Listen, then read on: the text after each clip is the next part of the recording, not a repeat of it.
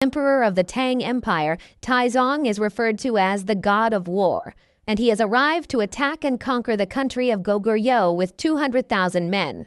The general of Goguryeo, Yan, has decided to face Taizong's forces with 150,000 of his own men at Mount Jupil, and the fate of the country depends on this battle. Among those leading the charge from Yan's forces is a soldier named Samuel and his brother. A woman, who is said to be a clairvoyant that can talk to the gods of Goguryeo, is watching the battle intently. At first, it looks Yan's army have the upper hand in the battle, but then a separate legion of Taizong's forces appears from the rear and surrounds Yan's army. Yan's army starts getting brutally slaughtered, but Samuel and his brother fight valiantly. The clairvoyant says that she has already been shown a vision of this defeat. Yan tells his army to retreat, and Samuel's brother gets killed while trying to inform everyone of the order.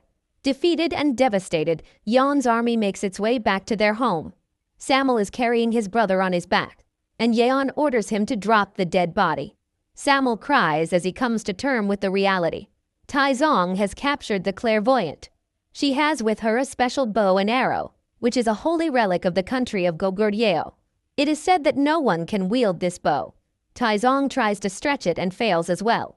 He asks his generals what is the next conquest on their way to the capital of Goguryeo, and they tell him it's the fortress of Ansi.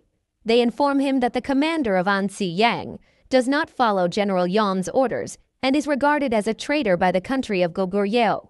Hence, the conquest will be easy, because Yang will have no support from the capital. Meanwhile, Yan orders Samuel to enter Ansi and kill Yang, because he and his armies refused to join Yan at the Battle of Mount Jupil, which has possibly cost them the entire war. Samuel is perfect for this job because he previously belonged to Ansi and can infiltrate the fortress. Samuel says that killing Yang will leave the Ansi people vulnerable against Taizong's armies, and Yan says that as long as the Ansi people follow Yang, they are all traitors anyway. Let them die. He says they will abandon Ansi and make their final stand against Taizong in the capital. Samuel sets off for Ansi. On the way to Ansi, Samuel meets two lost Goguryeo soldiers who ask to join him on the mission to kill Yang. As the three travel, they come across two men trying to get their donkey cart out of the mud. After helping them, Samuel asks one of them to direct him to Yang, the commander of Ansi. The man reveals that he is Yang himself. The other two soldiers recklessly try to attack Yang, but his general Chu easily defeats and kills them. He goes for Samuel next, but Samuel says that he is from Ansi and claims that people there know him. Yang tells Chu to take Samuel prisoner so he can question him later.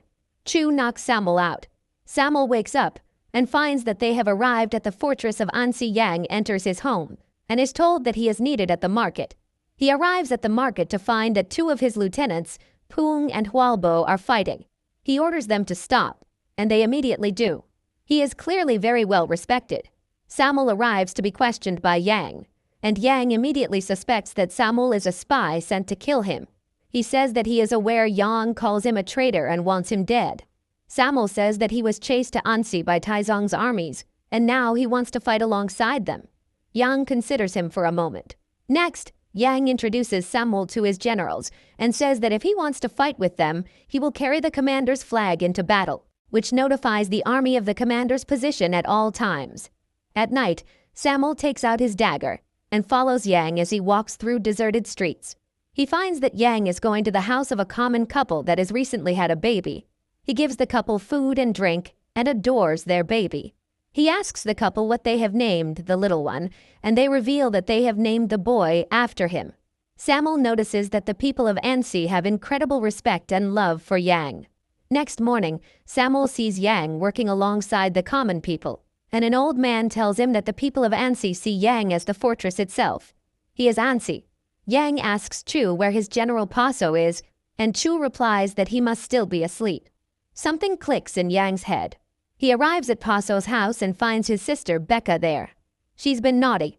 Yang gets angry and chases after Paso with a bow and arrow, but Becca steps up to defend him. Yang says he's worried that one of them might die in the coming war, which would be very hard for the other, but Becca says that they are prepared for this. Just then, a horn sounds, and Yang climbs the fortress wall to find that Taizong has sent a recon unit. His army is close.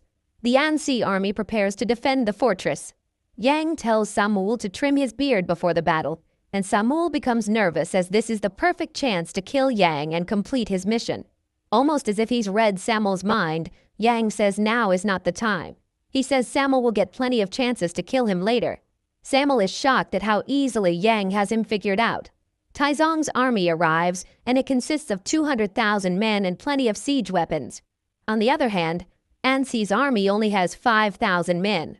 Yang can tell the Ansi men are nervous, and he gives them a rousing speech, reminding them what they are fighting for. Taizong admires Yang for having a lot of heart.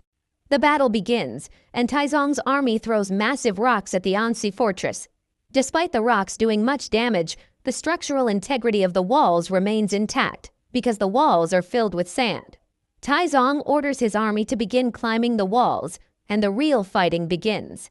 The massive siege ladders of the Taizong army provide them with easy access into the fortress, but Yang's men fight valiantly. The cavalries of Becca and Paso patiently wait for Yang's signal as they have complete faith in their commander. After some fighting, Yang gives them the signal to flank the enemy from both sides. Meanwhile, Taizong's army starts breaking down the fortress door. They manage to enter but walk straight into a trap set by Yang. Atop the fortress wall, Yang's army make a close formation and push Taizong's men over the edge. Yang gives the order to bring out huge crossbows which are used to topple the siege ladders. With no way left to climb the walls, Taizong has no choice but to order a retreat. Against all odds, Ansi has repelled Taizong's army. Samuel is shocked. Later at night, Samuel has a dream in which he remembers the loss at Mount Jupil and sees Yang calling him a traitor. He remembers his mission. Yang arrives in his room and finds Samuel there, holding a dagger against him. Samuel demands to know why Yang defied Yang. Yang says that Yang killed the king of Goguryeo, but Samuel says that that was necessary, since the king was releasing Taizong's prisoners. He was clearly under Taizong's influence. Yang argues that killing the king is what started this war in the first place, a war that didn't need to happen. Samuel says that regardless, the war did happen, and Yang did not send reinforcements at Mount Jupil, which cost the lives of thousands of Goguryeo soldiers. Yang replies that fighting Taizong in an open field is suicide, and if he sent his men, they would be dead too. Samuel calls him a coward and orders him to join General Yang. Yang replies that his duty is to protect Ansi. Just then, a horn sounds in the distance, and it is revealed that Taizong's armies have returned, this time with gigantic siege towers. Chu arrives to inform Yang, and he sees Samuel holding a dagger to his throat. He moves to kill Samuel, but Yang stops him, saying they need to deal with Taizong first. The siege towers allow lots of Taizong's men to invade at once, overwhelming the Ansi army. Yang observes the situation for a moment, then comes up with a plan. He has his men throw oil pouches and shoots them with flaming arrows in order to burn the siege towers. He does this to all the towers while simultaneously fighting the Taizong soldiers on the wall. After he lights the final tower on fire, he gets hit in the shoulder by a spear. He looks around and sees one of Taizong's generals approaching to kill him. He is saved at the very last second by Samuel, who stabs the general through the heart. Yang passes out. Yang wakes up 4 days later and thanks Samuel for saving him. Taizong is enraged that such a small army and small fortress continue to defeat him. He comes up with a plan. The clairvoyant arrives at Ansi along with the holy bow and arrow and tells Yang that Taizong sent her to inform him that he has one last chance to submit defeat before Taizong makes his final move. She says Taizong is planning to build an enormous dirt mound which will be higher than the walls of Ansi. They won't be able to topple the mound and repel his attack this time. Sure enough, the next day the building of the mound begins. The clairvoyant says that she has seen the downfall of Ansi and Yang must surrender, but Yang refuses. Several months pass, and the building of the mound progresses much faster than expected. Samuel says they should request reinforcements from the capital, but Yang says that Yan would never help him. Paso comes up with a plan to assassinate Taizong directly before the mound completes. Becca is outraged that Yang is allowing Paso to proceed with a suicide mission like this, but Yang says that it is the only chance they have. Becca visits Paso, and he promises her that he will return alive. Paso and his men arrive to kill Taizong, but quickly realize they have walked straight into a trap. This means that there is a mole in Ansi, who informed Taizong of the assassination attempt in advance. Next, a severely injured and near-death Paso returns to Ansi and tells Yang about the mole. He dies, and the clairvoyant admits that she is the mole. She says she has seen the future, and Ansi has no chance against Taizong. They must surrender to Emperor Taizong now, if they want to live. She begs Yang to not continue fighting, but Samul slits her throat, saying that Ansi will not fall. Enraged over the death of her lover, Becca rides into Taizong's territory alone, in a bid to kill him. She manages to get one shot at him, but it only scars his cheek. Then, his men brutally kill her. After Paso and Becca are buried, Samul decides to ride to the capital on his own to ask General Yon for reinforcements. He tells Yon that the Ansi people are fighting valiantly, and despite being labeled traitors, they are defending Goguryeo from Taizong's army. They need his help immediately. Back at Ansi, Yang sees a bunch of kids playing in the sand and comes up with a plan.